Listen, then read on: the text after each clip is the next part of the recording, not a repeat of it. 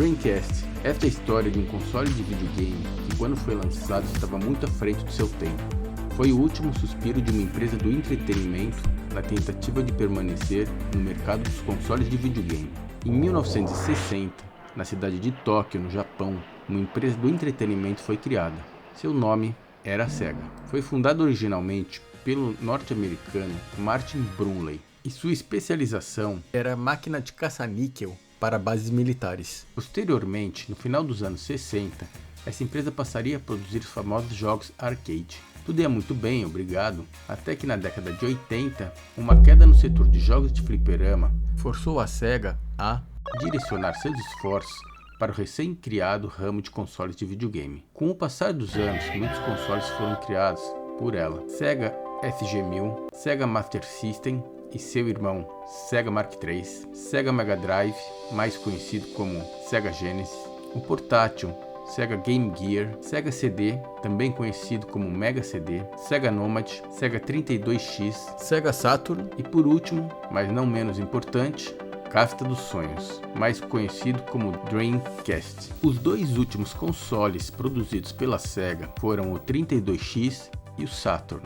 Ambos foram lançados na metade dos anos 90, tendo sido consoles que apresentaram muitas falhas estratégicas, falhas de marketing e suporte por parte da Sega. Diferente do Sega Genesis, também conhecido como Mega Drive, que precedeu esses dois consoles, o Genesis promoveu junto a seu concorrente da Nintendo, o Super Nintendo, uma briga de cachorro grande, bonita de se ver. Na época, ambos os consoles chegaram a vender muito bem, tendo o Super Nintendo vendido um pouco mais do que o seu concorrente. O Sega Saturn foi um console de videogame de quinta geração e infelizmente foi considerado um fracasso comercial, tendo sido trucidado pelo primeiro modelo do concorrente Sony, o PlayStation. Decidida a dar a volta por cima e mostrar ao mundo para que veio, por volta de 1996, a Sega iniciaria um projeto que teria condições de ser, como seu próprio nome dizia, um sonho. Destinadas a criar um console praticamente imbatível, duas frentes de trabalho iniciaram um estudo ambicioso que envolveria ao mesmo tempo dois continentes. De maneira sigilosa, na Terra do Sol Nascente, a Sega, Hitachi e NEC iniciaram um projeto que receberia o nome de Dural, em referência ao personagem de Virtua Fighter. Paralelamente a esse projeto, do outro lado do Pacífico, nos Estados Unidos, a mesma missão ficaria sob responsabilidade da IBM, que também contaria com a Microsoft e Sega Soft. Este receberia o nome de Black Belt. Tanto a equipe Dural como a Black Belt tinham como objetivo trabalhar em cima do hardware do que seria um novo console.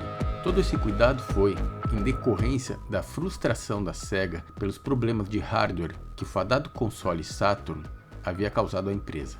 Dessa vez, o mesmo erro não seria cometido. Assim sendo, o grupo japonês decidiu utilizar um processador da marca Hitachi, designado SH4, em conjunto com um processador gráfico denominado Videologic Power VR2. Já o grupo IBM optou por utilizar uma CPU Motorola Power PC 603 Eco e o famoso processador gráfico 3D FX Voodoo. Uma vez que ambos os projetos haviam sido concluídos, a equipe Dural seria escolhida para botar em prática esse projeto desafiador. A essa altura, o nome Dural foi abandonado e substituído por Katana, que nada mais é do que aquela velha espada samurai cortadora de cabeça de zumbi utilizada por Michonne nas temporadas de Walking Dead.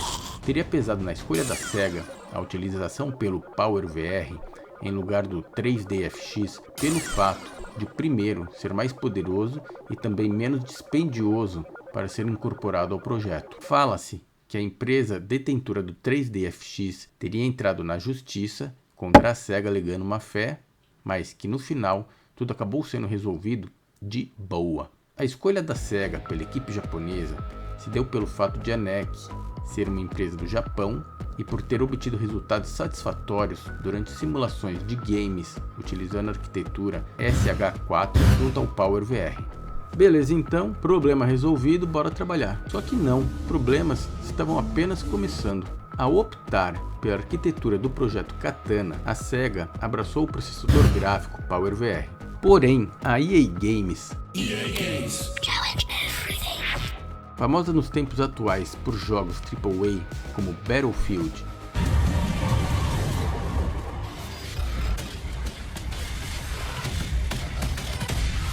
e FIFA,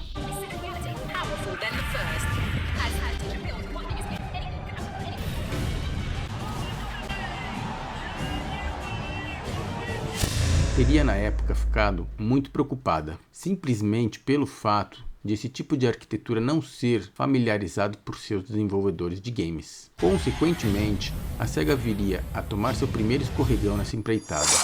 A EA Games optaria por quebrar a parceria de anos e anos com a SEGA, deixando-a simplesmente sem uma produtora de games de peso, principalmente no campo de jogos envolvendo esportes, que era sua especialidade. De certo modo, a SEGA contornaria esse desfalque por meio de uma recém-adquirida empresa desenvolvedora de games chamada Visual Concepts.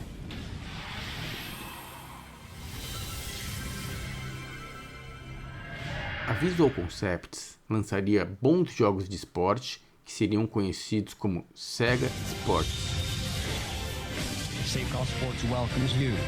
bem como a famosa empresa 2K. O Dreamcast foi o primeiro lançamento de uma série de consoles envolvendo outros fabricantes que formaria o grupo de videogames da sexta geração. Esta geração, supostamente formada por consoles de 128 bits, teria como representantes o próprio Dreamcast, o PlayStation 2 da Sony, GameCube da Nintendo e a estreia da Microsoft nesse ramo com seu Xbox clássico. O preço de lançamento do console da SEGA foi de 29.000 ienes, que nos dias de hoje, na terrinha Tupiniquim, equivalem a R$ 1.040 aproximadamente. Levando-se em consideração que um PlayStation 5 nessa mesma terrinha hoje em dia custa por volta de R$ 4.000, não fica difícil acreditarmos que R$ 1.040 era um ótimo valor. Só que não, afinal era no ano de 1998, 24 anos atrás. Simplesmente naquela época, com o valor de R$ 8.500, você comprava um carro com mille zero. O Dreamcast era caro. Como foi dito, ao entrar nessa aventura dos sonhos, a SEGA procurou evitar alguns dos principais erros cometidos no seu console de quinta geração. O Sega Saturn sofreu devido ao seu alto custo de produção e também por ter um hardware que era considerado pelos programadores de games como o cachorro do demônio disfarçado de demônio, devido à sua complexidade. Diferente dos demais consoles, a arquitetura do Dreamcast buscava reduzir custos do sistema, fazendo com que seu hardware se aproximasse na medida do possível ao utilizado em computadores pessoais. Sua placa-mãe foi considerada como sendo um exemplo de compatibilidade, design e perfeição de construção. Além de ser o primeiro console de sexta geração a entrar no mercado, o Dreamcast inaugurava outros diferenciais que colocavam este console bem à frente do seu tempo. Era o primeiro console que contava com um modem que permitia acesso à internet. Sem dúvida, o serviço online foi o maior atrativo desse aparelho, tanto que quando foi lançado nos Estados Unidos, foi responsável por sobrecarregar os servidores, obrigando a um rápido aumento de capacidade. Na América, pagando-se uma bagatela de $21,95 ao mês, ganhava-se um teclado inteiramente grátis. Outra novidade bem interessante do videogame dos sonhos era a famosa unidade de memória visual, mais conhecida como VMU.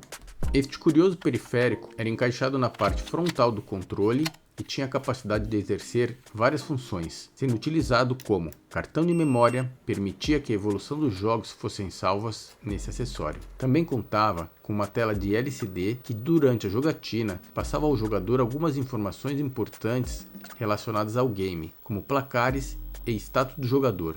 Esse pequeno acessório também funcionava como um mini console portátil de videogame, que tinha a capacidade de rodar minijogos que podiam ser baixados pela internet. Logicamente, para tal, contava com um direcional e dois botões A e B. Sabe quando Luke, da Guerra nas Estrelas, botava o R2-D2 acoplado na sua nave para sair causando pela galáxia muito distante? Era mais ou menos isso que o VMU fazia quando se acoplava ao controle do Dreamcast. Mais parecia uma nave Millennium do que com um controle de videogame. Aliás, por falar em controle, este foi também o primeiro entre todos os videogames a utilizar gatilhos analógicos. Com seu visual inovador, em formato redondo e duas rabetas laterais, conseguiu despertar admiração entre os jogadores, mas também raivinha em alguns que não admiravam muito seu design de nave espacial supostamente Jedi, apesar de que o Han Solo não era Jedi.